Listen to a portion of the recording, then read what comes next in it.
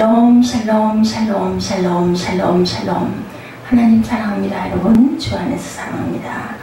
오늘 사무엘상 22장 말씀 9절에서 23절까지 함께 교독하는 시간 가졌습니다.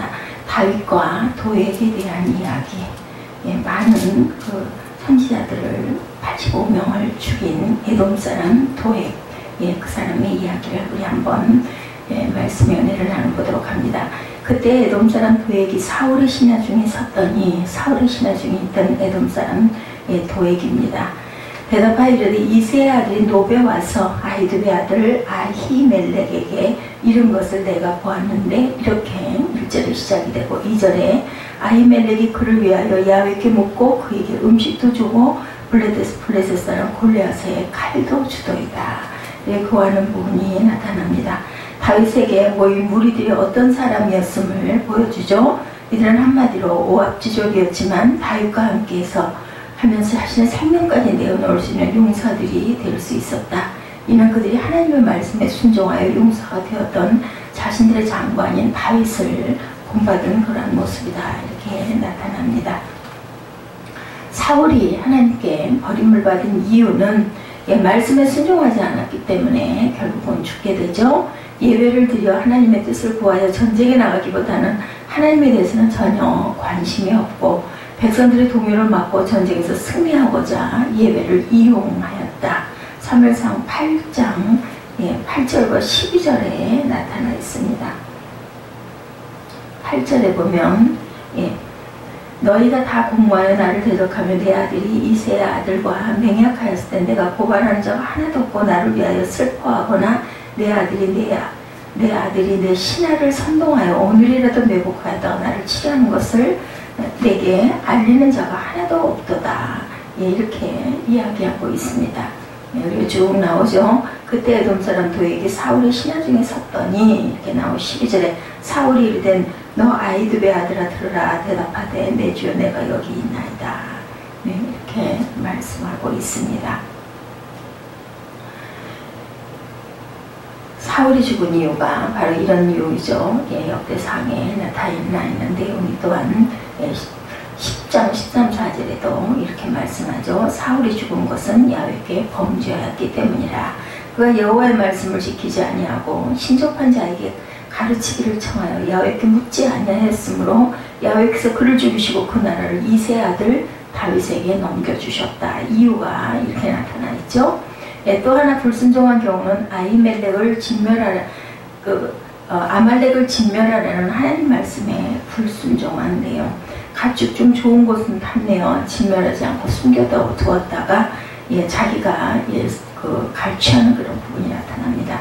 이 사건이 발각되자 회개하기는커녕 하나님께 예물로 드리렸다면 비겁한 변명을 드리려고 했다. 이렇게 늘어놓았다는 거죠. 이렇게 예배를 빙자해 하나님 말씀에 불순종한 결과, 자기의 욕심을 채운 결과 하나님께서 사울을 결국은 버리십니다. 버리셨다는 것은 지금까지 함께 하셨던 하나님의 영, 성령을 거두셨다라는 건데, 성령이 떠났다고 사울에게는 그냥 그대로 있으면 차라리 나을 텐데 악령이 찾아들게 되었다.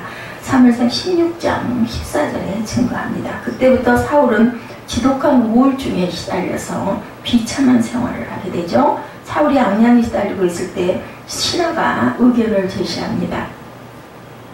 하프 연주를 듣게 되면 기분이 좋아질 거라며 베들레헴에 사는 이새의 아들, 음악의 재주가 뛰어난 사람을 소개한 게 바로 다윗이었고, 그래서 궁중에 들어오게 되죠. 다윗이 부름을 받고 사울 앞에 서자 사울은 첫눈에 다윗이 마음에 들어서 자신의 오른팔로 삼게 됩니다. 그리고 그 후로 사울이 우울증에 시달릴 때마다 다윗이 하프를 연주하면 사울은 진정되어 어둡고 우울한 기운이 거치고 기분이 좋아졌습니다. 사무엘상 16장 14절에서 13절에 증거하는 말씀이기도 하죠.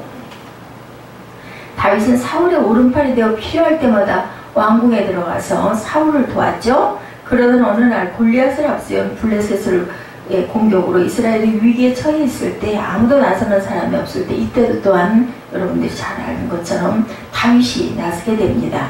다윗의 물매를 떠난 날아간 돌멩이가 골리앗의 이마에 명중에서 단번에 쓰러뜨리죠. 이렇게 다윗이 개선하고 왕궁으로 들어오자 모든 사람들의 마음이 다윗에게로 쏟아지고 여인들은 또한 노래하고 춤추면서 사울왕을 환영했는데 그 노래는 사울은 천천히요 다윗은 만만이다. 이렇게 노래하는 바람에 그만 사울이 몹시 화가 납니다.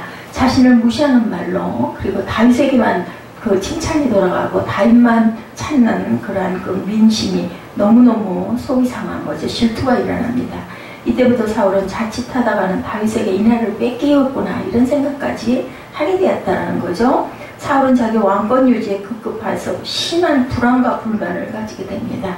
불안하고 계속 불만스럽습니다. 이튿날 사울이 전보다 더 심하게 악령에 시달려 제정신이 아닌 상태로 떠들기 시작하죠. 다윗이 의뢰하던 대로 하프를 다시 연주합니다. 그때 사울의 손에 창이 들려 있었는데 갑자기 다윗을 벽에 박아버리겠다는 생각으로 창을 던집니다. 그러나 창은 하프를 연주하는 다윗을 피해서 빗나가죠. 사울은 연거푸 창을 던졌지만 다윗은 모두 다 피해버립니다. 그래서 이런 일로 사울은 다윗이 두려워집니다. 내가 그렇게 창을 던졌는데도 그 창이 다윗에게 맞지 않자 두려움이 찾아오죠. 하나님께서 사울을 떠나 다윗과 함께 하시는 것이 너무나 분명한 사건이었고 그래서 사울은 다윗을 군 지휘관으로 임명해서 일선으로 전쟁을 많이 하는 그런 곳으로 보냅니다. 그러나 다윗은 전쟁에 나갈 때마다 승리를 하죠. 사울은 다윗이 번번이 성공하는 것을 보고 더욱더 두려워집니다. 반면 백성들은 다윗을 더욱더 추앙하고 사랑하게 되죠. 이에 다윗에 대한 사울의 증오심은 날로 심각해져 가서 다윗을 전쟁에 내보내 죽이겠다는 심산으로 자신의 맏딸 메렙을 미끼로 삼게 됩니다. 블레셋과 싸워 승리하게 되면 자신의 맏딸과 결혼하게 해서 왕의 사위가 되도록 하겠다는 조건을 다윗에게 제시를 하죠. 그러나 다윗이 승리하고 돌아오자 사울은 미갈이죠. 다른 사람과 결혼을 시켜버립니다. 메렙을. 한편 사울의 딸 미갈이 다윗을 사랑하고 있다는 것을 사울이 알고 사울은 이를 미끼 삼아 다윗을 죽이고자 또다시 음모를 꾸미게 됩니다. 지난번과 마찬가지로 블레셋과의 전쟁에서 이기면 미갈과 결혼시켜주겠다. 아마 메랍은 첫째 딸이고 미갈은 둘째 딸이었던 것 같습니다. 이렇게 말하죠. 그래서 블레셋 군대가 쉽게 다윗을 죽일 수 있는 전장으로 보내 죽일 심산에서 사실은 결혼을 시켜서 사위를 삼고 싶은 뜻이 아니라 그 전쟁에 나가면 분명히 다윗이 죽을 거니까 그 전쟁에 내보내려는 음모를 꾸민 거죠. 다윗은 더 큰 승리를 거둡니다. 사울은 어쩔 수 없이 딸 미갈과 결혼을 시킵니다. 사울은 이러한 일련의 사건을 보며 하나님께서 다윗과 함께 하신다는 것을 깨닫고 다윗을 향한 두려움이 점점 커집니다. 사울은 결국 자기 아들 요나단과 그리고 신하들에게 다윗을 죽이라고 명령을 하죠. 전국에 걸쳐 다윗 살해 명령이 이제 밤이 붙었어요. 쉽게 얘기하면 요나단은 다윗을 참으로 아끼는 진정한 우정을 가졌어요. 다윗과 요나단 이런 이야기가 있죠. 아버지께서 자네를 죽일 방법을 찾고 있다라면서 조심하라고 요나단이 돕습니다. 다윗의 목에는 이제는 현상금이 공개적으로 붙었어요. 다윗을 죽이는 일은 이제 개인적인 차원을 넘었죠. 범국가적인 시책이 되고 맙니다. 사울의 궁전에서 일했던 지금까지 삶이 위험하긴 했지만 일말의 희망이 남아 있었는데 좋은 음악을 들려주는 충성을 하면 왕이 질투심과 분노에서 돌이켜 안정과 정상과 건강을 되찾을지 모른다는 희망을 가졌었는데 이제 다윗은 짐을 챙길 시간도 갖지 못한 채 아무런 계획도 정하지 못하고 목숨을 위해서 도망을 합칩니다. 다윗이 사울의 지명 수배를 피해 도망친 곳이 바로 오늘 등장하는 노비라는 장소. 노베는 성소와 제사장이 있었습니다. 성소는 하나님께 예배드리는 거룩한 곳, 지금으로 보면 성전. 제사장은 성소를 거룩하게 지키며 예배를 담당한 거룩한 사람. 그렇죠? 그곳 제사장은 그때 아히멜렉으로 등장하는 인물이죠. 다윗은 목숨을 구하려는 급박한 심정으로 노베에 있는 성소에 도착을 합니다. 그 순간은 아마 오로지 목숨을 보존해야 되겠다라는 아주 다급한 생각밖에 없었을 것입니다. 사실 그에게는 그 이상의 무언가가 더 필요했죠. 하나님께서 자신에게 기름 부으셨음에도 도망해야 하는 자신의 삶에 대한 하나님의 도움이 절실하게 필요한 그러한 그 시기였습니다. 그리고 도피하는 생활 속에서 하나님을 섬기며 기도하는 삶을 지켜가기 위해 다윗은 성소로 향했어요. 급한 마음에 다윗이 숨을 헐떡거리며 성소에 도착하자 제사장 아히멜렉이 다윗을 맞이해서 크게 놀랍니다. 이름도 없이 혼자 오다니 대체 무슨 일입니까? 어제 새벽에 나눴던 그런 내용이 21장 1절에 시작이 되죠. 다윗은 거짓말로 제사장을 안심시키면서 말합니다. 솔직하게 말하지 않았어요. 왕의 명령에 따라 여기 온 것이니 이 사실을 아무에게도 알리지 마세요. 별다른 문제는 없습니다. 나는 지금 왕의 심부름을 하고 있는 중입니다.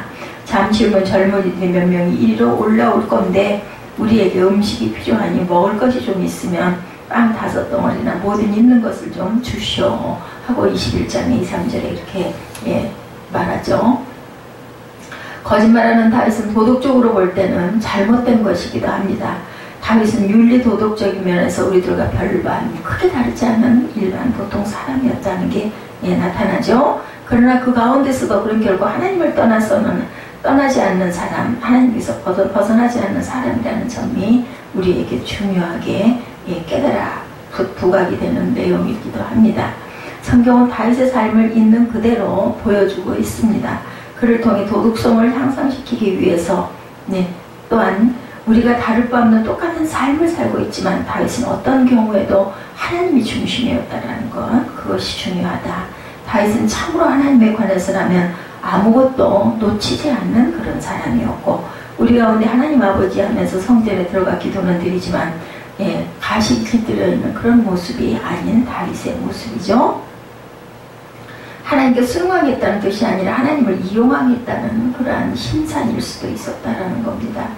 지금도 오늘도 예배를 드리지만 사실은 그 예배를 통해서 내가 뭔가를 얻고자 하는 마음들이 더 컸을 수 있다. 그럴 때 우리는 예배를 이용하거나 빙자한 사울처럼 영적으로 무감각해져서 삶이 어두워지게 된다는 것을 또한 알아야 되겠다. 다윗처럼 하나님 앞에서는 항상 두려운 마음으로 진실되고 정직해서 하나님과 바른 관계를 지켜가는 신앙생활이 되어야 되겠죠. 그래서 하나님과의 사랑의 줄이 끊어지지 아니하는 믿음의 성도, 그러한 저와 여러분이 되셔야 되겠습니다. 두 번째로 다윗은 성소에 들어가 제사장에게 빵이 있으면 좀 달라고 했지만 그 제사장에게는 일반 사람이 먹을 수 있는 빵은 없었어요. 모두 다 성소에서 제단에 올리는 전병이 전설병이라고 얘기하죠. 진설병. 거룩한 빵이 있을 뿐이었습니다. 그 빵은 매주 하나님께 드렸던 제물로 오직 제사장만 먹을 수 있는 그런 빵이었는데 일반 사람들은 그 빵을 먹는 것이 금지가 되어 있죠. 레위기 14장 5절에서 9절에 이렇게 빵에 대한 이야기가 나옵니다. 그 빵이 설령 배가 고프다고 해서 자신과 자신의 군사들이 마음대로 먹을 수 있는 빵이 아니라는 것을 다윗도 아마 당연히 알고 있었을 것입니다. 그럼에도 불구하고는 그 빵을 달라고 요청을 합니다. 자신은 지금 왕의 명령을 받들고 있는 중이고 자신을 따라 도착할 사람들도 그 일을 위해서 성별이 되었다. 아히멜렉은 종교 규정을 적어두고 다윗에게 그 빵을 내어줍니다. 기도하고 내어줬다 이렇게 나타나 있습니다. 아히멜렉은 율법을 문자적으로 해석하지 않고 율법의 정신을 헤아린 제사장이었다는 것을 우리가 알 수가 있는데 그래서 제사장은 다윗에게 성소의 빵을 내어줍니다. 엄숙한 종교의식을 위해서 구별된 그런 빵, 지금 우리의 성찬식 빵과 같은 그것을 다윗은 낚아채듯 받아들고 굶주린 거지처럼 개걸스럽게 입에 넣습니다. 너무 배가 고팠던 거겠죠. 천여년 후 예수님이 이 사건을 언급하시면서 율법의 문자에 얽매이지 않고 그 정신을 따른 아히멜렉을 칭찬하십니다. 마태복음 12장 1절에서 5절에 나타나 있는데 그때 예수께서 안식일에 밀밭 사이로 거니실세 제자들이 시장하여 이삭을 잘라 먹으니 바리새인들이 보고 예수께 말하되 보시오 당신의 제자들이 안식일에 하지 못할 일을 하나이다 이렇게 얘기를 하죠. 예수께서 이르시되 다윗이 자기와 그 함께한 자들이 시장할 때 한 일을 읽지 못하였느냐. 그가 하나님의 전에 들어가 제사장 외에는 자기나 그 함께한 자들이 먹어서는 안 되는 진설병을 먹지 아니하였느냐 이렇게 말씀하십니다. 안식일에 제사장들의 성전 안에서 안식을 범하여도 죄가 없음을 너희가 율법에서 읽지 못하였느냐. 다윗은 빵을 먹은 후에 제사장들에게 무기를 내어달라고 요청을 합니다. 제사장에게. 그는 계속 도망가 도망자 신분을 숨기며 아히멜렉에게 거짓말을 하죠. 예, 왕의 명령이 너무도 급해서 칼이나 무기를 가져오지 못했다. 혹시 있으면 무기가 있습니까? 하고 물어보죠. 8절에 나타나 있습니다. 21장 8절에 마침 무기가 있었던 것이 바로 골리앗의 칼. 자신이 몇 년 전 엘라 골짜기 전투의 전리품으로 가져온 칼이었죠. 그 칼은 기념물이었습니다. 하나님의 어린 다윗을 사용하셔서 약탈자 블레셋의 전세를 단번에 꺾어버리신 위대한 구원 사건을 기념할 목적으로 성소에 진열되어 있던 칼이었죠. 칼은 정성스럽게 보관되고 기도하러 성소에 온 사람들은 그것을 보고 하나님을 향한 자신들의 믿음과 신뢰를 새롭게 하기도 한 그런 징표이기도 했습니다. 아히멜렉이 여기에 골리앗의 칼 말고는 다른 칼이 없습니다. 과자 다윗은 망설이지 않고 그만한 것이 어디에 또 있겠습니까? 그것을 나에게 주시오 하고 이야기합니다. 21장에 그 칼을 차고 길을 떠나죠. 그는 허기지고 무방비인 상태로 성소에 들어왔지만 이제 그는 든든하게 갖추어진 모습을 가지고 성소를 떠나는 모습이 나타나 있습니다.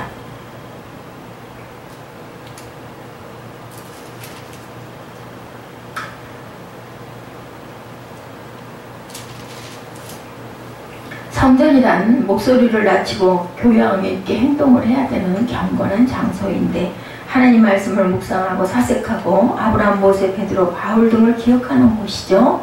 그렇습니다. 성전은 또한 긴급한 상황에 놓였을 때 기도에서 도움을 얻는 곳이기도 합니다.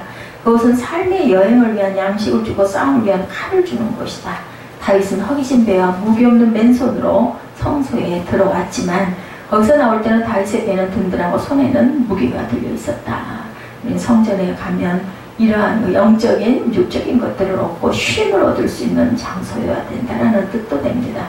성전은 하나님께서 함께 하시는 모든 장소를 말합니다. 성전 거룩한 처소는 정원이나 공원일 수도 있고 산이나 사막이나 혹은 서재나 자동차 안이 성전이 또한 될 수도 있죠. 그것을 이용하면 성전은 어느 곳이든 하나님께서 함께 하시는 곳, 성전은 다윗처럼 빵과 칼을 얻는 곳, 든든한 양식과 전투용 무기를 얻는 곳이기도 하다. 그래서 내 몸은 성전이다, 성전이다 우리가 이런 찬양도 합니다. 내 안에 성령께서 계시면 내 몸이 성전이 될 수도 있습니다.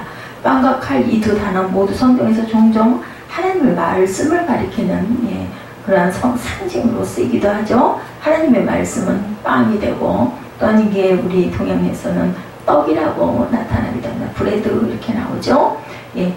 요한복음 6장 35절에 예수께서 이르시되 나는 생명의 떡이니 이렇게 표현되어 있습니다. 요한복음 6장 48절은 내가 곧 생명의 떡이다 이렇게 말씀하죠. 하나님의 말씀은 또한 칼이라고도 하죠. 에베소서 6장 17절에 구원의 초구와 성령의 검 곧 하나님의 말씀을 가지라 이렇게 증거합니다. 히브리서 4장 12절에 하나님의 말씀은 살았고 운동력이 있어 좌우에 날선 어떤 검보다 예리하여 혼과 영과 및 관절과 골수를 찔러 쪼개기까지 하며 마음의 생각과 뜻을 감찰한다 이렇게 증거합니다. 성도는 영적 기갈을 당할 때 영적 양식도 없고 무기도 없이 궁지에 몰릴 때 우리는 다윗처럼 성소를 찾아야 된다. 성전에는 결코 줄이지 않은 떡과 영원히 목마르지 않는 생명수가 있죠. 그리고 하나님의 말씀에 검이 있습니다. 하나님의 전신갑주를 취할 수 있는 곳이 바로 성전이다.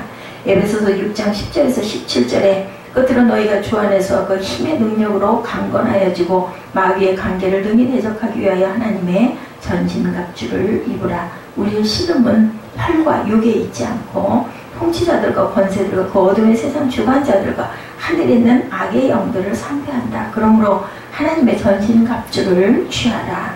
이는 악한 날에 너희가 능히 대적하고 모든 일을 행한 후에 서기 위함이라. 그런즉 서서 진리로 너희 허리띠를 띠고 의의 호신경을 붙이고 평안의 복음에 준비한 것으로 신을 신고 모든 것 위에 믿음의 방패를 가지고 이로써 능히 악한 자의 모든 불화살을 소멸하고 구원의 도구와 성령의 검 곧 하늘에 하나님의 말씀을 가지라 이렇게 증거합니다. 삶에 지쳐 영육간에 약해지고 무기력해지고 세상에 맞서 싸울 수 없게 되었을 때 성전을 가까이에서 생명력과 영적 무장을 갖추는 신앙생활이 되어야 되겠습니다. 위험으로 만나 약해질 때도 약해진 채 성소에 들어오는 우리들은 예, 어느새 위험과 정면으로 맞설 수 있는 힘을 얻고 무장을 하게 되는 것이 바로 성전이다. 우리에게는 언제라도 달려들어갈 수 있는 성소가 이렇게 필요합니다. 그래서 이 교회는 교회 집하고 가까운 곳에 있어야 된다, 이런 말들도 하죠. 신앙을 대적하는 이 위험한 세상 속에서 성소를 통해 빵과 칼을 공급받는 삶이 되어야 되겠죠. 예, 저와 여러분의 거룩한 삶을 위해 거룩한 처소가 반드시 필요하고 가까이 있어야 된다. 세 번째, 그날 노베 성소를 방문한 사람은 다윗 말고 또 한 명이 있었습니다. 성소 한쪽 구석에 앉아있던 그는 다윗이 들어오는 모습, 아히멜렉에게 거짓말을 하는 모습, 거룩한 빵과 거룩한 유물 골리앗의 칼을 받아들고 떠나는 모습을 지켜본 그 이름은 도액, 오늘 본문의 주인공이기도 하죠. 다윗과 도액이라고 제가 아까 말씀을 드렸습니다. 도액은 유대인이 아닌 에돔 사람입니다. 그리고 사울의 신하였다. 21장 7절에 증거하고도 있습니다. 구체적으로 말하면 도액은 사울의 근위대장의 직책을 갖고 있는 사람이었고, 요즘 사회로 치자면 사울의 비밀 경찰 정도의 경호원 정도로 우리가 볼 수가 있는데, 사울은 자신의 왕권 유지를 위해서 이방인 도액을 등용해서 비밀 요원으로 그곳에 아히멜렉의 그 성소에 씌워두었습니다. 물론 도액은 다윗을 잘 알고 있는 사람이겠죠. 도액은 사울의 궁전에서 일하면서 다윗이 노래하고 연주하는 것도 들었습니다. 그리고 도액은 사울이 다윗을 총애하다가 발작 일어나면 죽이려고 덤벼들던 것도 또한 보았을 것입니다. 그러나 그는 일상적으로 성소에 들어가는 사람은 아니었고, 그곳에서 그는 다윗의 일거수일투족을 관찰하는 그러한 사람이었고, 다윗이 성소에서 하나님의 제사장에 거짓말하는 것을 또한 듣죠. 네, 그런 다윗이 거룩한 빵을 받아들고 먹는 것도 보았고, 오직 제사장들만이 먹을 수 있는 그 빵을 또한 얻어가지고 그 자신의 부하들에게 나눠주는 모습도 보았습니다. 백성들이 와서 견학하고 돌아가는 전리품인 칼, 그죠? 거의 국가적 긍지를 고양시키는 박물관 소장품과 같은 칼을 집어들고 나가는 모습도 보았죠. 그는 보이지 않는 그늘진 곳에 앉아서 다윗의 모든 일거수일투족을 지켜보고 그것을 사울에게 고합니다. 사실 도액은 야곱의 쌍둥이 형 에세의 후손이고 개종하여 완전한 이스라엘 사람이 되었지만 하나님에 대해 전혀 관심이 없는 사람이었습니다. 머리끝부터 발끝까지 정치적인 목적을 위해서 고용된 사람이었고, 정확히 말하면 도액은 사울을 위해 고용된 하나의 끈악풀이었다. 공공지에 나오는 첩보원 같은 그런 사람, 그죠? 도액 같은 이들에게 성소는 자신의 약함을 드러내는 장소가 아니라 자신을 위장할 가이대를 얻는 장소로 이용이 되었습니다. 도액이 다윗과 같은 모습으로 거룩한 장소에 들어간다는 것은 생각할 수 없는 일이었죠. 도액은 그저 사울의 정치적 목적을 이룩하기 위해서 성소에 머물고 있는 그러한 존재였습니다. 그런 도액이 다윗의 일거수일투족을 볼 수 있었다고 하는 것은 분명 자신이 그날 운이 좋았다, 이렇게 생각을 했을 것 같다. 다윗을 깔아뭉개고 사울의 궁전에서 출세하기 위해서 써먹을 수 있는 대단히 가치 있는 정보를 입수했죠. 결국 도액은 사울의 궁전으로 돌아갔고 거기서 기회를 노리고 있었고, 기회는 곧 찾아오죠. 철두철미하게 정치적 기회주의자였던 도액은 왕의 비위를 맞출 수 있는 기회를 놓치지 않습니다. 노베에서 보았던 일을 왕에게 당연히 보고하죠. 다윗이 그것에 도움을 구하러 왔었고, 제사장 아히멜렉이 지명수배자 다윗에게 도움을 주었던 일들을 소상하게 보고합니다. 사울은 행동이 착수하죠. 그런 노베에 있던 아히멜렉과 모든 보조 제사장 85명을 신문했고, 그들을 다윗과 함께 음모를 꾸민 반역자로 몰아붙이게 됩니다. 제사장들은 정당하게 무죄를 항변했지만 사울은 절대 듣지 않고 처형합니다. 하나님에 대해 전혀 관심이 없는 사울에게 있어서 제사장은 하나님의 거룩한 처소에서 예배드리는 사람이 아니고 왕을 위해 소용돌이는 사람이었습니다.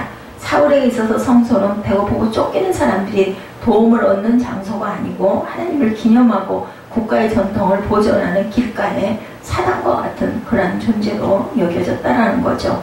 왕을 위해 충성하지 않는 성소나 제사장들은 국가의 위험한 집단으로 간주를 해버립니다. 이러한 마음을 갖고 있는 사울인지라 아히멜렉을 비롯한 그곳 85명의 제사장들을 모조리 죽이고, 제사장들 뿐만이 아니라 그의 그 가족들과 아이들까지 짐승까지 모두 다 죽였다라고 우리 말씀 말미에 나타나 있죠. 19절에 보면 제사장의 성은 노베 남녀와 아이들과 젖먹는 자녀들 소와 나귀와 양을 칼로 쳤더라. 이렇게 나타나 있습니다. 노베에 있었던 모든 사람들을 죽입니다. 아이두베의 아들 아히멜렉의 아들 중 하나가 피하였으니 그의 이름은 아비아달이라. 그가 도망하여 다윗에게로 갔습니다. 한 명이 구사일생으로 살아남게 되죠. 사울이 군인들은 제사장을 죽이라는 사울의 명령에 불복하고 그들은 왕의 명령을 거부할 수도 있을 만큼 그러한 사람들이었습니다. 아무리 기름 부은 왕의 명령이라 할지라도 인간의 명령이 결코 하나님의 명령을 침해할 수 없음을 우리가 알아야 되겠는데, 제사장은 하나님께서 기름 부어 세우는 거룩한 존재였는데 그들은 전혀 상관하지 않고 그의 그 자녀들까지도 짐승까지도 다 죽이죠. 한 번은 사울이 다윗을 하기라 산에 숨어 있다가 첩보를 받고 최정예 부대 3,000명을 이끌고 추격에 나서는 그러한 일이 있었습니다.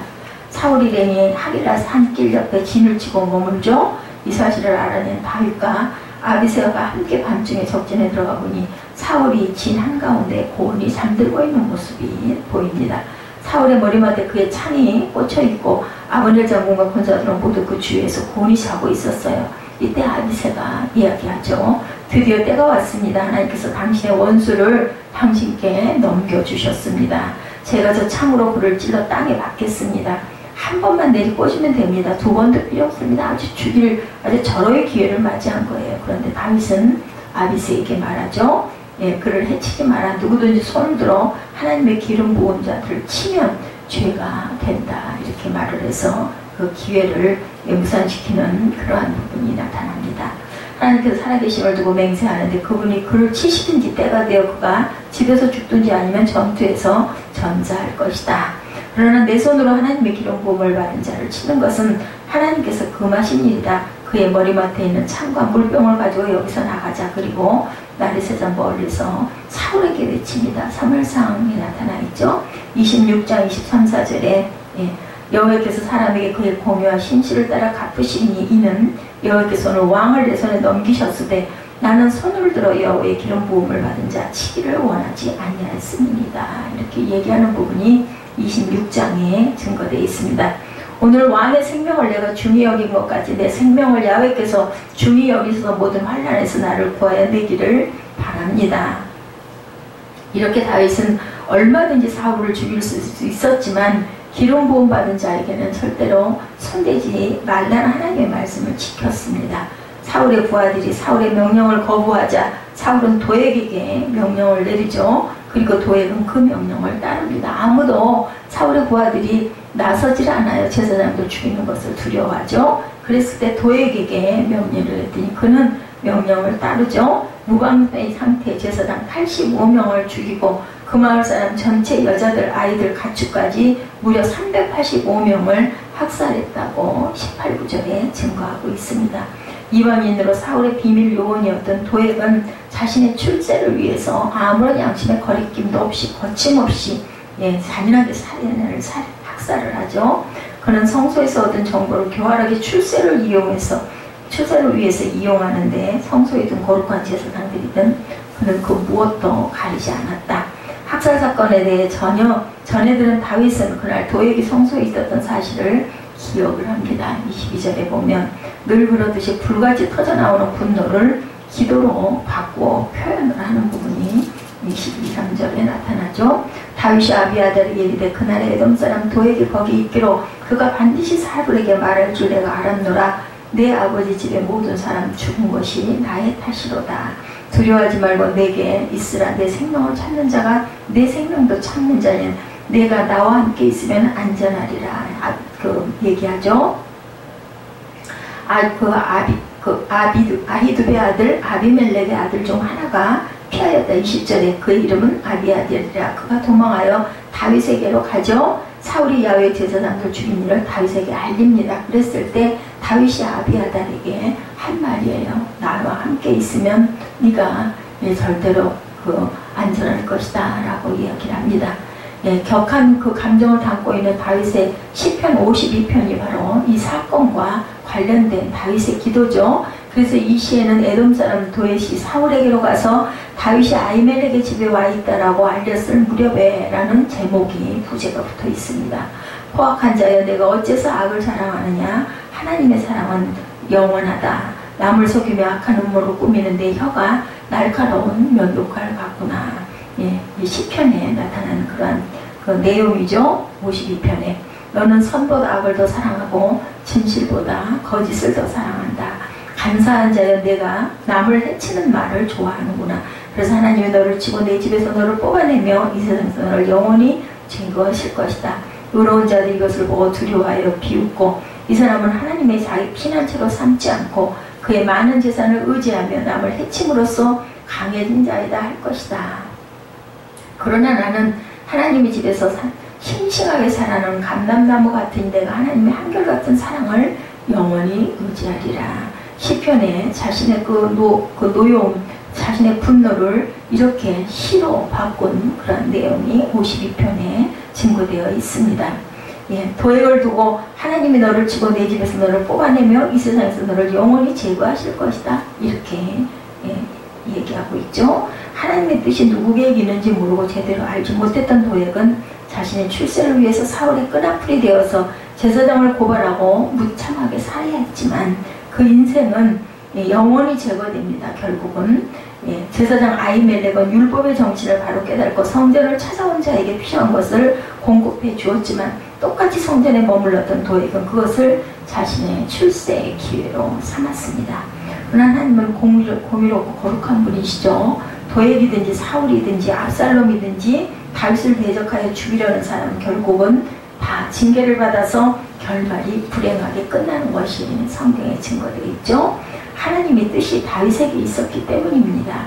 다윗은 그 사실을 5절에 고백합니다. 그런즉 하나님이 영원히 너를 멸하시며 너를 붙잡아 내 장막에서 뽑아내실 살아있는 땅에서 뽑아내며 살아있는 땅에서 내 뿌리를 빼시리로다. 학개 선지자도 학개 1장 6절에 너희가 많이 뿌릴지라도 수확이 적으며 먹을지라도 배부르지 못하며 마실지라도 흡족하지 못하며 입어도 따뜻하지 못하며 일꾼이 삭슬받아도 그것을 구멍 뚫어진 전대에 넣음이 되느니라. 이렇게 증거되어 있습니다. 그러나 의인은 하나님을 영원히 의지하는 자는 하나님의 집에 있는 푸른 감람나무와 같을 것이다. 학개 1장 8절에 증거되는 그런 말씀입니다. 상록수처럼 추운 겨울에도 변함없이 늘 청청한 모습으로 살게 될 것이라는 거죠. 어떤 역경과 시련 속에서도 변함없으신 하나님의 선하심과 인자하심을 맛보며 감사하며 살 것이다. 하나님의 집에 있는 푸른 감람나무, 하나님이 돌보시고 하나님의 열매 맺게 하시는 거죠. 주님은 나무고 우리는 가지고 하나님은 농부이십니다. 영원히 하나님의 인자하심을 의지하며 감사하며 푸른 감람나무로 살아가시기를 주님의 이름으로 축복합니다.